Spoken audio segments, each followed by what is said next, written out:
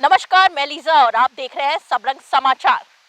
मुख्यमंत्री हेमंत सोरेन और सत्ता के कई बड़े नेताओं ने नियोजन नीति को लेकर के ये कहा कि जो छात्र हैं उन्हें भड़काया जा रहा है।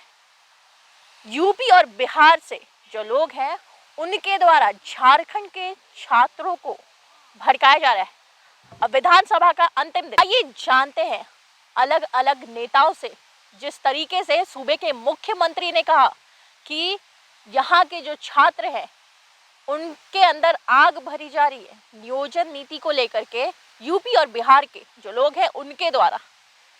अब ये क्या सही है? क्या वो मानते हैं कि ये बात सही है? और बड़ा दुर्भाग्य है यहाँ के नौजवानों का, जहाँ आज ये 3rd ग्रेड 4th ग्रेड में भी रोजगार पाने में असफल हो रहे हैं। इसको लेकर यहाँ के मूलवासी आदिवासियों के हक में जो हम लोगों ने नियोजन नीति बनाया था उसको रद्द कर दिया गया। लेकिन हमें इस बात की अंदेशा था कि पूर्व के उदाहरण को ध्यान में रखकर हम लोग आगे बढ़ भी रहे थे। कुछ ऐसी शक्तियां हैं इस राज्य में जो एन केन प्रकार यहाँ के मूलवासी आदिवासियों के अधिकारों को छीनने का प्रयास कर रही है। और आपको सुनकर आश्चर्य होगा कि इस उच्च न्यायालय में जिन लोगों ने अपनी आपत्ति दर्ज कराई थी, लगभग 10 लोगों ने इसका शिकायतकर्ता बने। 20 लोग, और 20 लोगों में एक को छोड़कर बाकी सभी 19 लोग दूसरे राज्यों से वाकिफ रखते थे। और बड़ा दुर्भाग्य की बात है, झारखंड का नियोजन नीति से दूसरे राज्य के नौजवानों के और दूसरे राज्य के लोगों को बहुत तकलीफ हो रही है। भड़काया जा रहा है, क्या कुछ कहेंगे? क्या लगता है यहाँ के छात्रों को भड़काया जा रहा है? ये बात तो बिल्कुल सही है कि जो दूसरे स्टेट वाले वो नहीं चाहते हैं कि यहाँ पर ये नियोजन नीति बने। यहाँ के झारखंड के जो मूल हैं, चाहे वो आदिवासी हो मूलवासी हो, उनका भला हो, ये नहीं चाहते। और इनका एक बहुत बड़ा एक रैकेट है जो इस तरह का काम उनके द्वारा होता है। राज बनने के बाद से ही हम तो 2005 से लेकर के 2014-19 हम देखे, इन्हीं के द्वारा सारा चीज़ ये एक तरफ से कहा जाए षड्यंत्र साजिश रचा जाता है। और स्टूडेंट सारा चीज़ों को, मैंने ट्राइबल नॉन ट्राइबल को, यहाँ के लोगों को भी उनको डिफरेंसेस कराने में, लड़ाने में, भड़काने का काम उनके द्वारा, इस तरह उस्काने का काम भी उन्हीं के द्वारा किया जाता है। यहाँ बहुत लोग हैं, यहाँ वैसे लोग हैं, और वही सारे लोग लैंड वगैरह में उनका भी इन्वॉल्वमेंट बहुत ज़्यादा रहता है, बता रहे हैं। मतलब आपको लगता है कि यहाँ के लोगों को भड़काने का काम कर रहे हैं यूपी और बिहार के लोग? यहाँ के लोग इनोसेंट हैं। यहाँ के लोग, यहाँ के लोगों का नेचर दूसरे स्टेट से बिल्कुल अलग है। नेचर यहाँ का, यहाँ पर लोगों का रिश्ता सहिया का है, प्रसाद का है, करमडायर का रिश्ता, एक रिश्ता है। रिश्ता कहने का मतलब इस चीज़ को जानने का ज़रूरत है कि आपका घर से आप ट्राइबल हो नॉन पर, लेकिन एक रिश्ता जोड़ा जाता है, सहिया का रिश्ता हो, करमडायर का रिश्ता है, प्रसाद का रिश्ता है, और उसमें बिल्कुल मैंने घर एक संबंध रहता है। ये ट्राइबल नॉन ट्राइबल का एक रिश्ता है यहाँ पर। तो वो रिश्ता को वो लोग समझता तो नहीं है। वो लोग सीधा सीधा केवल हर चीज़ को राजनीतिक के ये से देखते हैं।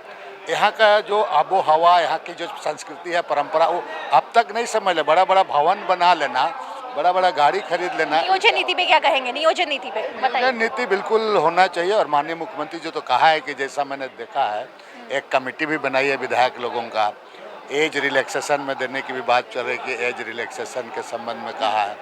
तो गंभीर है और सरकार को इसमें करना चाहिए, सरकार करना चाहिए, उसमें सरकार को करनी चाहिए। कुछ सुझाव अगर आता है, मान लीजिए किसी का भी, तो उसमें अच्छे चीज़ों को राजहित में लेना चाहिए। बहुत बहुत शुक्रिया आपका। हमारे साथ बंधु जी जुड़े हुए थे। अब हम यहाँ से चलते हैं, आपको सीधा ले चलते हैं कि कांग्रेस के जो विधायक है वो क्या कुछ कहते हैं नियोजन नीति को लेकर के।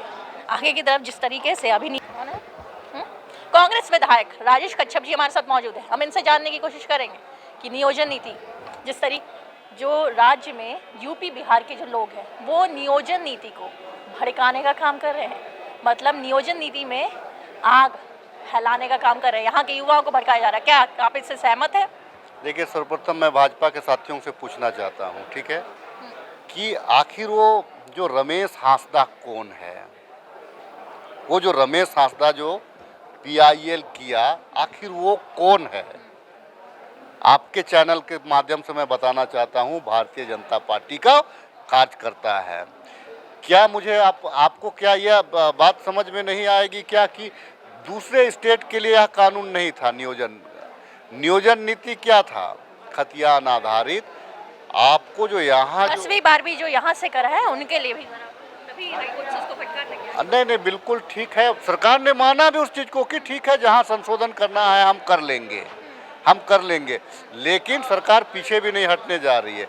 जो हम लोगों ने ठाना है, जो हम लोगों ने वादा किया है, 75% हम जो वहाँ पे जो हमारे ग्रामीण क्षेत्र या शहर के जितने भी उद्योग धंधे छोटे बड़े चल रहे हैं, वहाँ 75% का जो कमिटमेंट है उसको हम पूरा करेंगे। यहाँ जो 3rd ग्रेड और 4th ग्रेड का जो नौकरियों में यहाँ के स्थानीय युवक युवतियों का को हम लोगों ने जो कमिटमेंट किया है, हम उसको पूरा करेंगे। ये तो हर साल वादे किए जाते हैं, ये हर साल वादे होते हैं, वादे घर तक नहीं आ पाए। अच्छा, देखिए, अगर यहाँ पे अगर माननीय न्यायालय के पास अगर ये लोग नहीं जाते, आखिर रमेश हांसदा को पूछ लीजिए ना कि तुमने क्यों किया ये, आप पूछ लीजिए, पता चल जाएगा।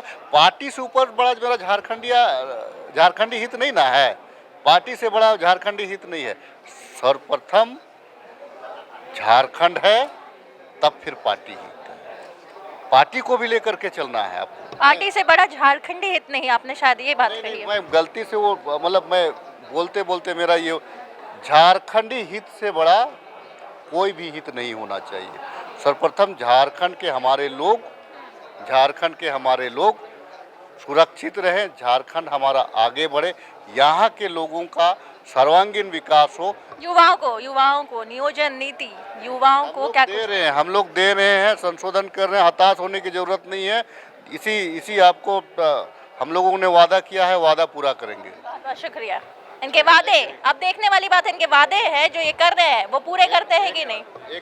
आपने सुना क्या कुछ कहना था कांग्रेस के विधायक राजेश कच्छप का कि हम तैयारी कर रहे हैं लोग युवा को रोजगार के साथ जोड़ने की। अब उनकी बात तो एक तरफ रखी जाए, अब दूसरी तरफ चलते हैं विपक्ष की ओर। विपक्ष में हमारे साथ मौजूद है CP सिंह साहब, हम इनसे बात करेंगे।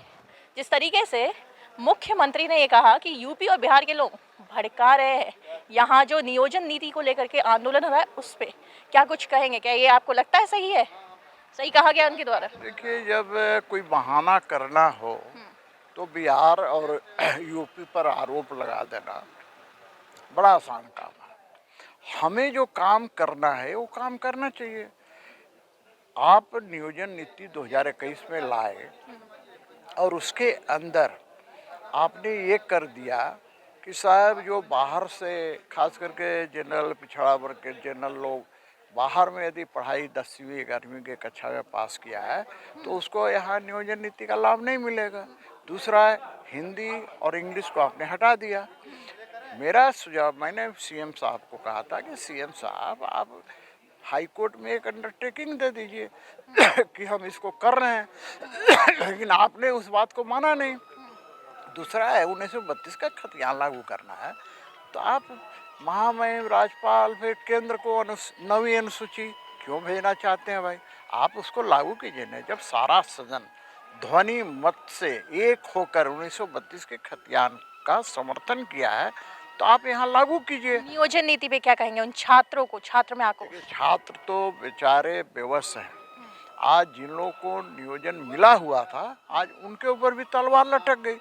2021 में जो बहाल हुए थे उस नियोजन नीति के आधार पर उनकी नौकरी भी चली जा रही है।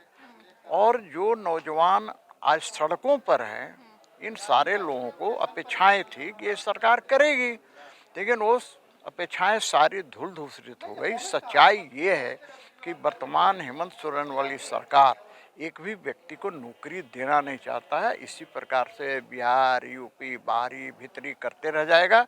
यहाँ के नौजवानों को नौकरी देने का उसकी इच्छा शक्ति ही नहीं है। CP सिंह हमारे साथ मौजूद थे, विधायक हैं रांची के। इन्होंने तीखी प्रतिक्रिया दी। जिस तरीके से नियोजन नीति की बात अगर उठाई जाए तो मुख्यमंत्री का जो बयान आया उस पे इन्होंने कहा कि हेमंत सोरेन की सरकार कहीं ना कहीं नहीं चाहती है कि यहाँ के युवाओं को नौकरी मिले। ये कहना है विपक्ष का।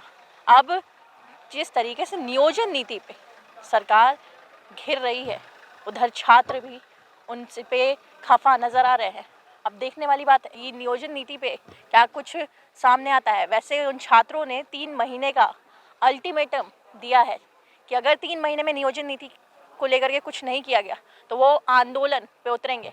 ऐसी खबरों के लिए बने रहे सबरंग समाचार के साथ। कैमरा पर्सन दीपक के साथ लीजा, सबरंग समाचार।